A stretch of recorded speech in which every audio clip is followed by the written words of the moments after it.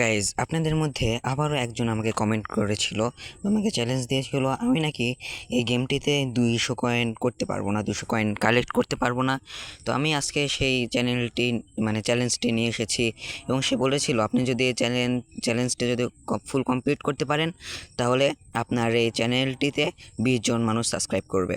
তো তোমরা সাবস্ক্রাইব করে দাও, আমি দেখি এটা কমপ্লিট করতে পারি কি না।